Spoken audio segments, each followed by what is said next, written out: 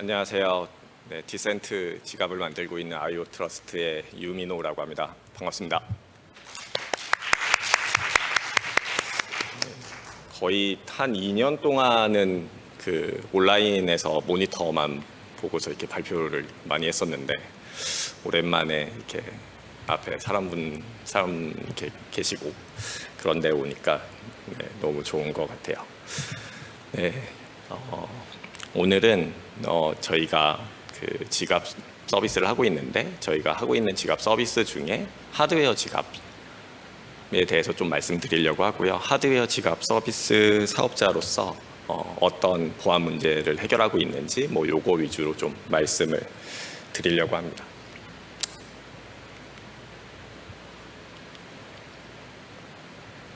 네, 먼저 디센트를 좀 모르시는 분들이 계실 것 같아서 저희 지갑에 대해서 간단하게 소개를 드리면 저희는 2017년도부터 지갑 서비스를 만들고 서비스를 하고 있고요. 그래서 지금 6년째 지갑 서비스만 하고 있습니다. 그래서 아마 국내에서는 가장 그 지갑에 진심인 회사가 저희가 아닌가 생각이 들고요.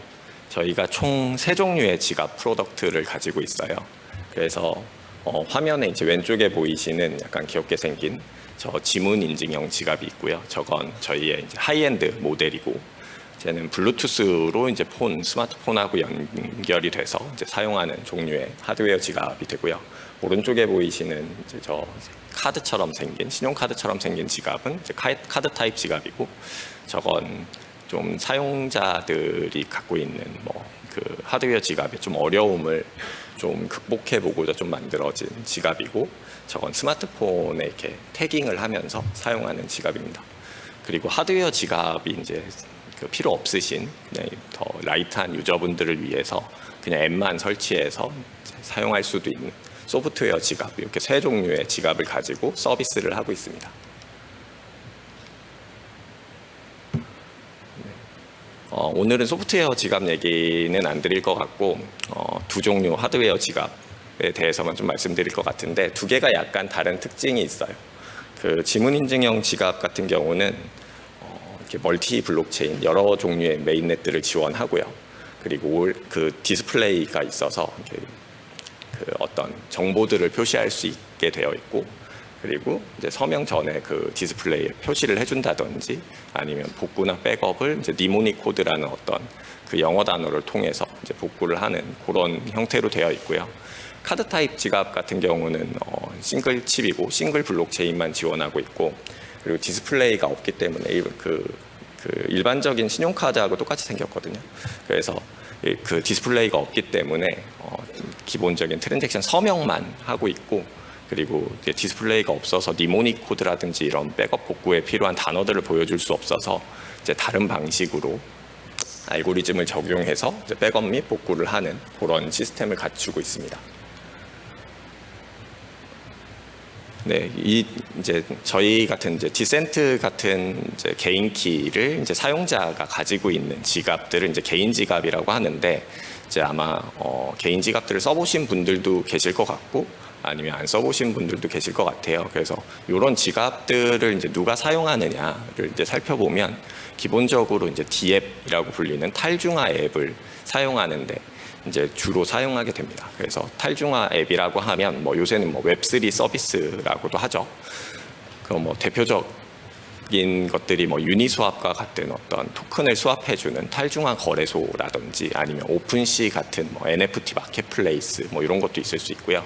아니면 사이버 커넥트 같은 SNS 같은 것들도 탈중화 앱으로 만들어지고 있고, 미러 XYZ 이런 거 같은 블로그 서비스도 그런 종류의 서비스가 될 것 같습니다. 이런 서비스가 갖고 있는 특징은 뭐냐면 회원 가입을 받지 않아요. 회원 가입을 받지 않고 내가 가지고 있는 지갑에 그냥 연결을 해서 사용하는 방식으로 이루어지고 있는데요.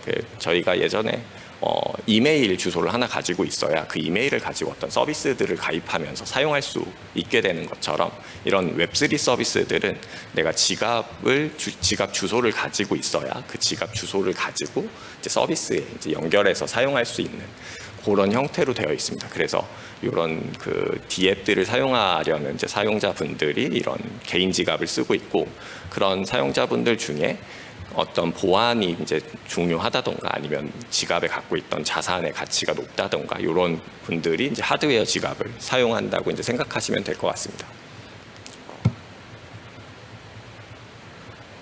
이 지갑이 갖고 있는 사실 굉장히 많은 기능들이 들어 있는데, 이제 개인 지갑들이 갖고 있는 기본적인 기능이라고 할 수 있는 것들이 있을 것 같아요. 크게 이제 세 종류로 나눠질 수 있는데요.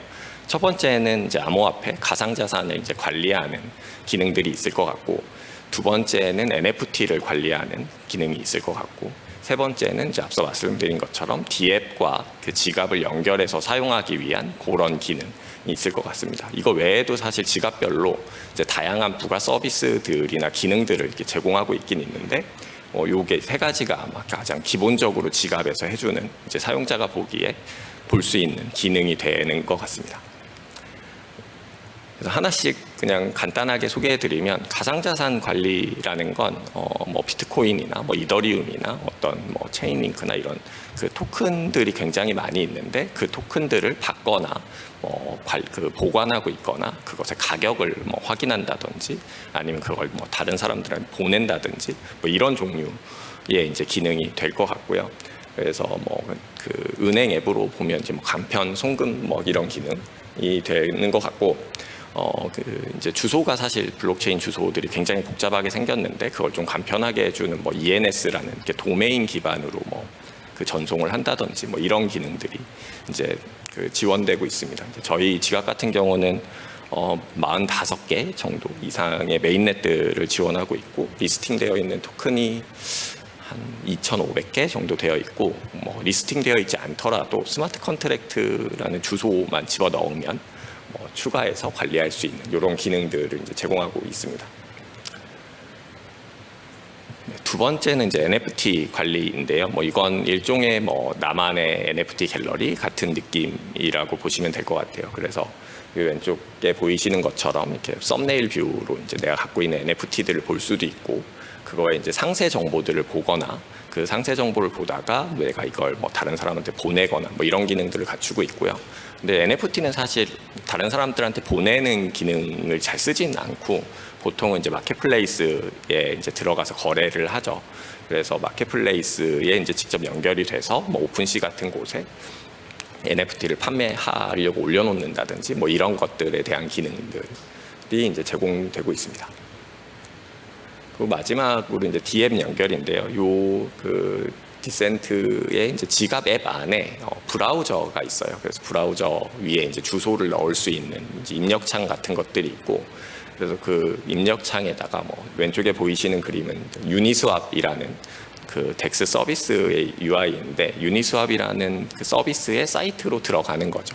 그래서 들어가고 나면 그 유니스왑이라는 서비스와 지갑이 연결되게 되고, 화면에 보이시는 것처럼 내 지갑 주소가 저 서비스에 이제 보이게 되는, 그런 다음에 이제 뭐 토큰을 수합한다든지 이런 서비스를 쓸 수 있는 이런 기능이 이제 있습니다.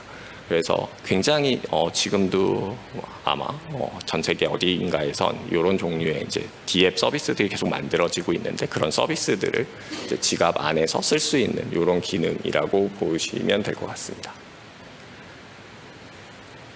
요 앞에 설명드린 것들은 이제 사용자가 보기에 이제 볼 수 있는 어떤 기본적인 기능들인데, 사실 이제 블록체인 지갑, 암호화폐 지갑이라고 하면 지갑이 해주는 가장 핵심적인 기능은 이제 개인 키를 관리하는 게 이제 가장 핵심적인 기능이에요. 그래서 개인 키가 무엇인지 이제 살펴보면,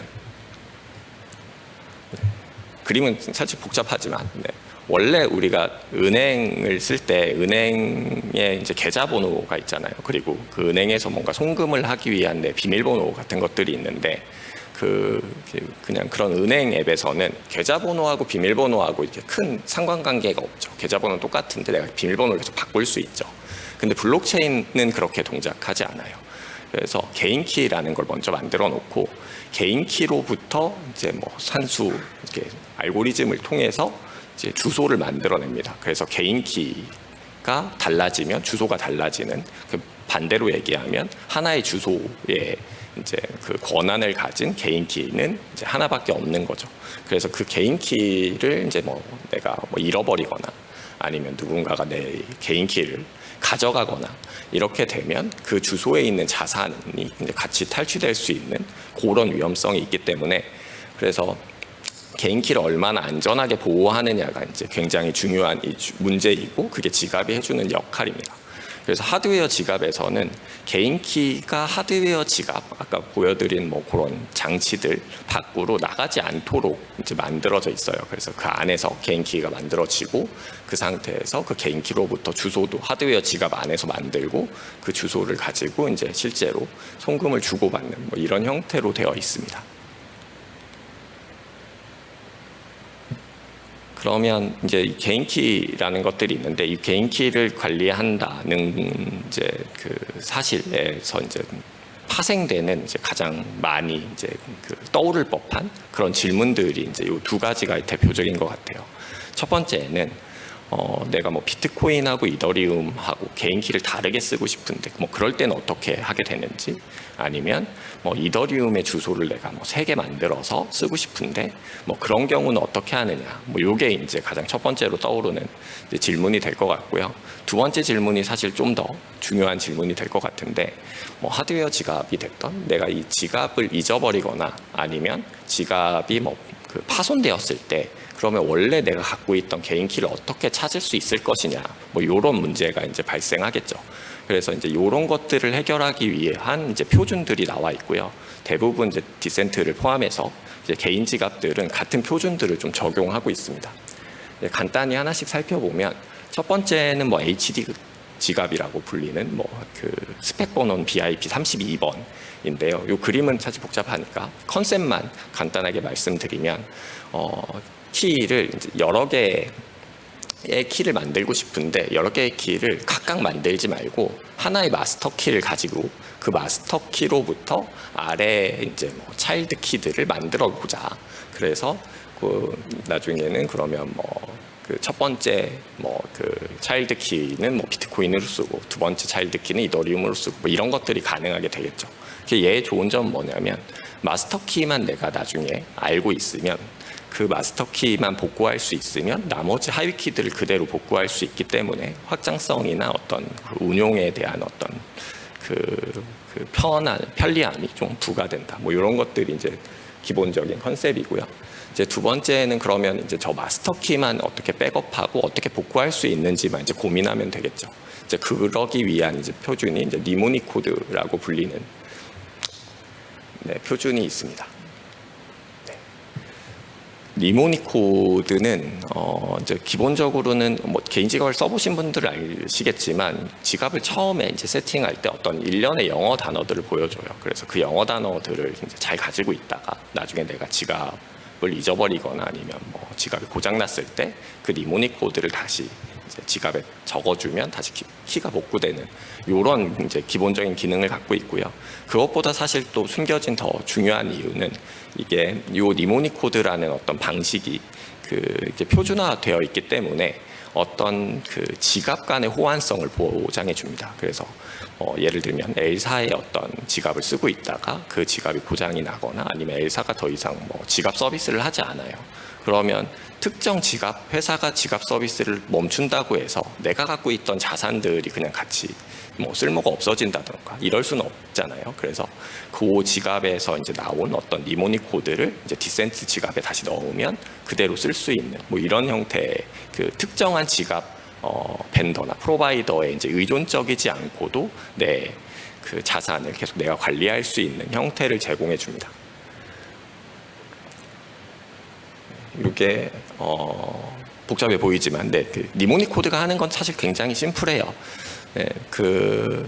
이제 마스터 키가 이제 뭐 저렇게 되게 복잡하게 생겨 있는데, 저렇게 복잡하게 생겨 있는 걸 내가 어딘가에 적어 놓으려고 한다든지 이러려고 봤더니 휴먼 에러가 발생할 수 있는 거죠. 그래서 저렇게 생겨 있던 어떤 일련의 복잡해 보이는 숫자들을 그냥 영어 단어로 보이게 해주면 좋겠다. 그래서 숫자들을 이렇게 분할을 해가지고 그 숫자들마다 이제 단어의 사전이 있어서 그 사전에 이제 맞는 단어들을 이렇게 매칭시키는 그런 구조로 되어 있습니다. 그래서 이 단어가 그대로 개인 키가 될 수 있는 뭐 이런 형태로 이제 제공해 주는 게 있고, 그래서 요런 이제 요 표준 이름은 BIP 39번인데 요 BIP 39번과 앞에서 이렇게 말씀드린 BIP 32번 네, 표준 두 개를 가지고 뭐 그 지갑들의 이제 개인 키가 이제 관리되고 아니면 지갑 간의 호환성을 보장하고 뭐 이런 방식으로 이제 동작하게 됩니다. 네, 여기까지가 이제 약간 지갑과 뒤에 말씀드릴 것들에 대해서 이제 약간 배경 설명이었고요.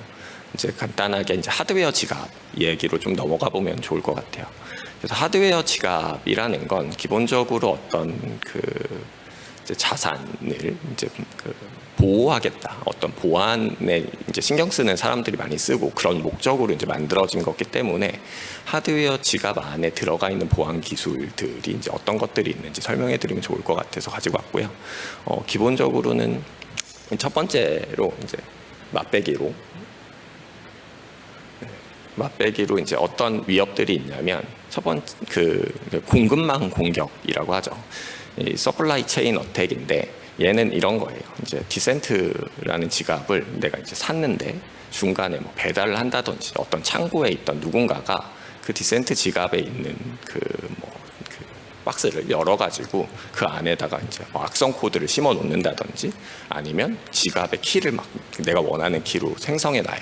그런 다음에 새 제품인 것처럼 포장해서 이제 보내주는 거죠. 그러면 이제 사용자는 그걸 모르고 그냥 쓰게 되면 이제 나중에 그런 위험에 노출될 수 있는 뭐 그런 종류의 이제 공격을 이제 그 공급망 공격이라고 그러고요. 이제 그런 것들을 막기 위한 이제 몇 가지 이제 방법들이 있는데 가장 이제 기본적인 건 이런 보안실 같은 것들을 넣어서 이게 뜯어져 있으면 뭐 쓰지 말라던가 뭐 이런 종류의 가이드를 하고 있고, 그리고 뭐 이런 것들 외에도 저희가 이제 언박싱 하는 영상들을 이제 많이 이게 인플루언서들이나 저희 공식 채널을 통해서 이렇게 공개해 놓습니다. 그래서 그 언박싱을 해서 나오는 그런 순서대로 뭔가 일이 진행되지 않으면 우리한테 이제 연락을 달라는 뭐 이런 위주로 하게 되고, 이 보안에 예민하신 분들은 굉장히 이런 문제에도 예민해서 저희가 그 아마존을 통해서도 이제 판매하고 있어요. 그래서 아마존을 통해서 판매하는데 아마존에 판매를 하면 아마존의 창고에 이제 들어가 있다가 아마존 창고에서 이제 배송이 되는 구조인데, 이런 문제에 이제 민감한 이제 사용자들은 아마존에서 직접 구매를 하지 않고 저희 이제 그 직영몰 이제 직접 들어와서 사는 걸 좀 추구한다든지 뭐 이런 케이스도 많이 있습니다. 여기까지가 이제 맛배기였고요. 이제 요 안에 들어가 있는 약간 기술적인 내용들을 이제 간단하게, 너무 깊숙이 설명해드리면 복잡해질 수 있으니까 간단하게 설명해드리면, 왼쪽에 보이시는 건 외형이에요. 저희 그 지문 인증형 지갑 외형인데 뭐 디스플레이가 있고 뭐 파워 버튼, 뭐 지문 인증이 들어가 있고 뭐 내비게이션 버튼이 들어가 있죠. 그래서 이제 지문 인증 같은 경우는 하드웨어 지갑에 지문 인증을 이제 탑재한 거의 세계 최초의 하드웨어 지갑 이제 디센트이고요. 그 안을 좀 뜯어다 보면 뭐 블루투스를 위한 블루투스 칩이 있고 뭐 지문 인증 센서들이 있는데, 중요한 건 저 안에 그냥 일반적인 MCU라고 불리는 건 일반적인 그냥 그 컴퓨터 같은 그런 종류의 조만한 칩이고, 그거 위에 이제 시큐어 엘레멘트라고 부르는 보안 칩이 탑재되어 있다는 게 이제 특징입니다. 저 보안 칩이라는 건 저희가 이제 많이 보게 되는 건 이제 신용카드 이제 보시면 앞에 이렇게 금처럼 이렇게 되어 있는 그런 부분에 들어 있는 게 이제 보안 칩 시큐어 엘레멘트가 되고, 아니면 뭐 유심 카드나 뭐 그런 곳에 있는 그런 칩들을 이제 시큐어 엘레멘트라고 부르는데, 그건 굉장히 작은 컴퓨터인데 보안을 지키기 위해서만 설계된 칩이에요. 그래서 일단 그런 칩들을 이제 기본적으로 탑재하고 있고, 이제 아까 말씀드린 것처럼 개인 키를 이제 보호하는 게 중요하다고 말씀드렸잖아요. 그 개인 키가 저 보안칩 밖으로 나오지 않게 설계되어 있습니다. 그리고 이제 사용자가 이제 쓰려면 내가 지금 이 하드웨어 지갑의 이제 주인임을 이제 검증하려고 이제 두 가지 옵션이 있는데, 아니면 뭐 핀 같은 비밀번호를 넣거나 아니면 뭐 지문 통해서 나를 이제 인증하게 되는데, 그런 인증을 어디서 하느냐도 굉장히 중요해요. 그래서 개인키가 사실 보안칩 안에 있기 때문에 그런 인증도 사실 보안칩 안에서 이루어져야 이제 더 안전할 수 있을 것 같고요. 그렇다는 뜻은 저 작은 컴퓨터 보안칩 시큐어 엘레멘트 안에서 이제 지문 인증 알고리즘이 이제 수행되어야 된다는 뭐 그런 뜻이기도 합니다. 그리고 그거 외에도 저런 일반 이제 CPU, MCU에 있는 어떤 소프트웨어들도 그게 이제 정품 소프트웨어인지 아니면 뭐 그런 것들을 이제 보호하기 위한 기술들이 이제 들어가 있고요. 그 이외에 이제 각 그 어떤 보안 안전한 칩을 쓴다고 해서 안전해지진 않을 거잖아요. 그 위에 올라가는 소프트웨어들도 중요한데, 그 소프트웨어들은 이제 시큐어 코딩이라는 이제 그 어떤 기법들을 적용해 놨고요. 그리고 그 이제 하드웨어 지갑이 이제 어떤 블록체인의 트랜잭션들을 처리하게 될 텐데, 그런 그 트랜잭션을 처리할 때 트랜잭션의 전체 정보를 받아서 처리하는 뭐 이런 것들이 이제 탑재되어 있습니다. 그래서 마지막 시큐어 코딩이나 아니면 뭐 트랜잭션 로우 데이터 처리 같은 경우가 이제 약간 어떤 특정한 공격들을 막을 수 있는 예시가 될 것 같아서 간단히 그 두 개만 좀 더 설명해 드리겠습니다.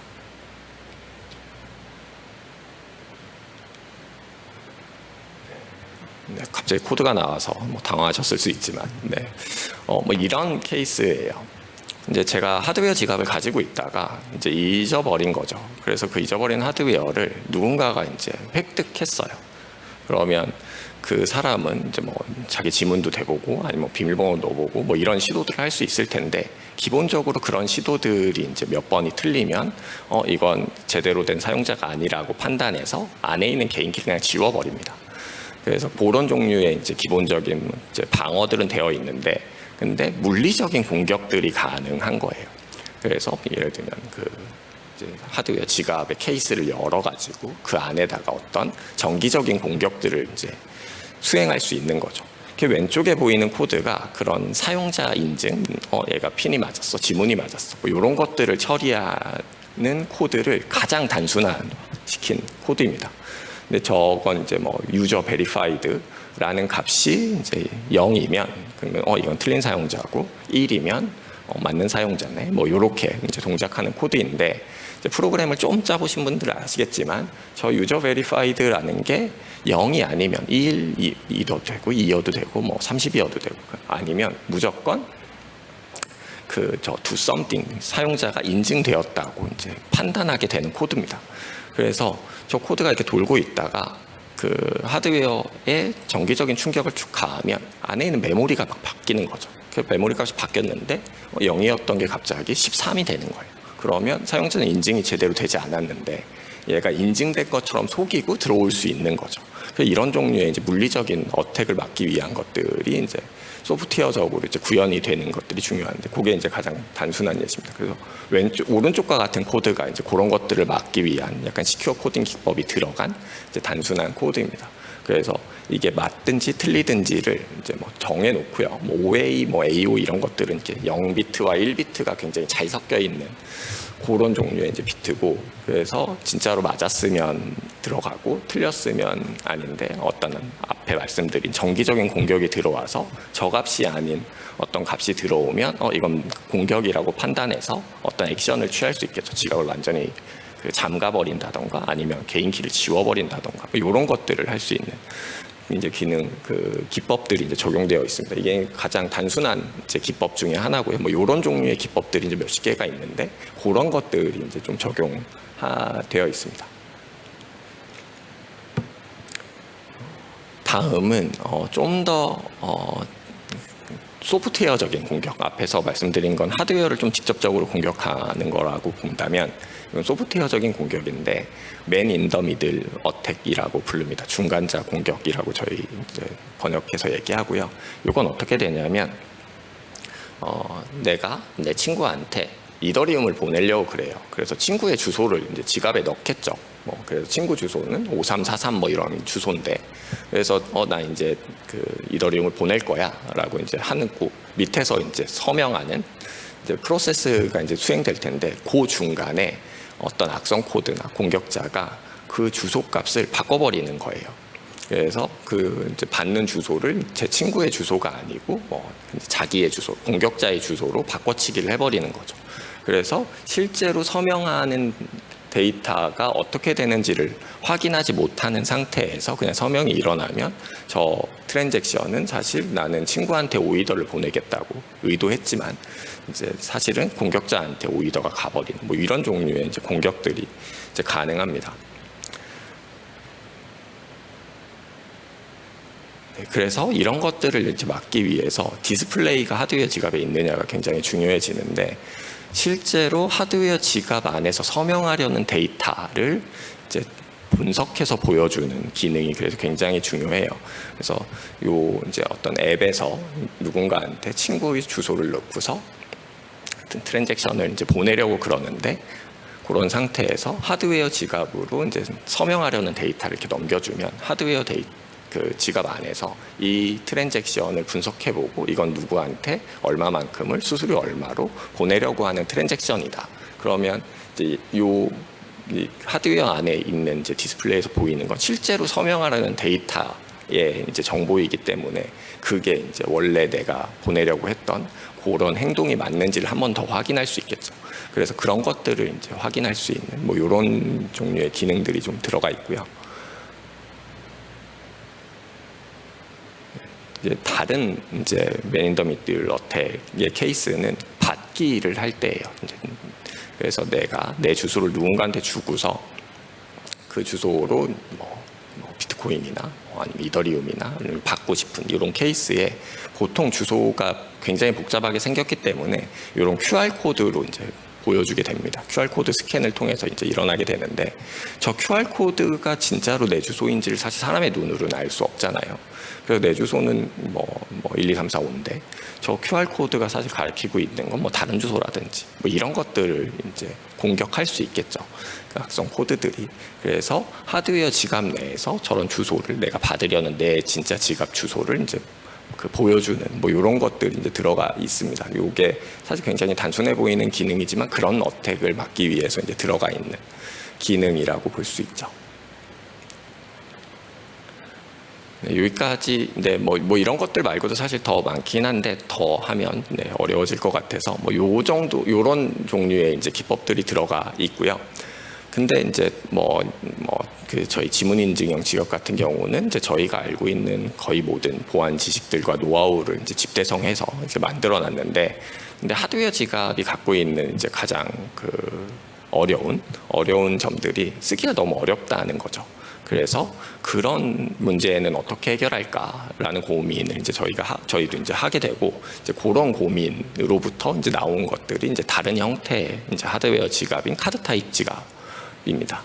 그래서 간단하게 하나씩만 소개해드리면 첫 번째는 내가 내 지갑 주소를 만들기까지가 굉장히 어려운 허들이 있어요. 뭐 아까 말씀드린 니모닉 코드를 안전하게 백업하는 것에서부터 그래서 그 뒤엔 무슨 절차를 수행하고 이런 것들이 이제 복잡한데 그러지 말고 하드웨어 지갑 자체에 그냥 이런 주소를 그냥 보여주는 거죠. 그래서 주소가 그런 복잡한 과정이 없이 바로 내 주소를 이제 알 수 있는 이런 특징들을 이제 넣어봤고요.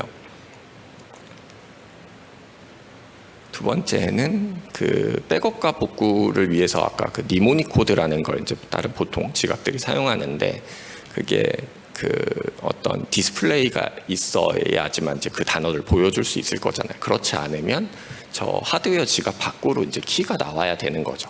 니모닉 코드 자체가 일종의 개인 키니까. 그래서 그러면 사실 그게 보안에 홀이 될 수 있기 때문에 하드웨어 지갑 밖으로 이제 개인 키를 밖으로 내보내지 않으면서 백업과 복구를 어떻게 할 수 있을까? 라고 해서 이제 약간 다른 방식의 백업과 복구 기능을 좀 집어넣어놨고 이건 그 스마트 카드 이제 시큐어 엘리멘트를 가지고 이제 움직이는 그런 분야에서 이제 잘 알려진 그 보안 프로토콜이 있습니다. 시큐어 채널 프로토콜이라고 불리는 그런 프로토콜을 이제 저희가 커스터마이징해서 이제 적용한 버전이고요.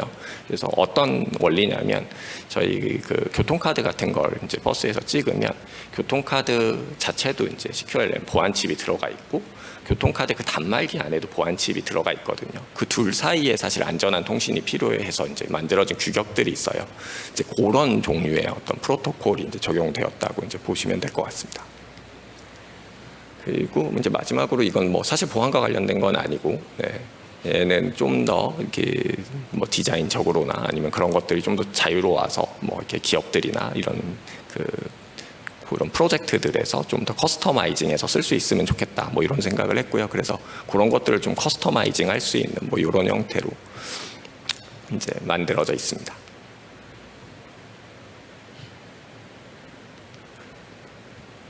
네, 간단하게 뭐 이렇게 그 하드웨어 지갑이 갖고 있는 뭐 특징이나 뭐 무슨 일을 하는지 아니면 뭐 그 안에 들어가 있는 보안과 관련된 이야기들을 좀 말씀드렸고요. 그래서 저희가 지금도 저희가 전 세계 한 200구 정도에서 이제 사용되고 있어요. 그래서 말씀드린 것처럼 저희가 한 6년 동안 지갑 서비스를 계속 해왔고, 지갑에 굉장히 진심인 회사이기 때문에, 네, 언제든지 블록체인 프로젝트를 하시거나 아니면 뭐 NFT 프로젝트를 하실 때 지갑이 필요하시면 언제든지 편하게 연락 주시면 좋을 것 같습니다. 네, 마지막으로 네, 저희 팀에서 개발자, 디자이너, 그 마케터들을 열심히 채용하고 있으니까, 네, 관심 있으신 분들은 네, 편하게 연락 주시면 감사하겠습니다. 네, 제 발표는 여기까지고요. 네, 들어주셔서 감사합니다.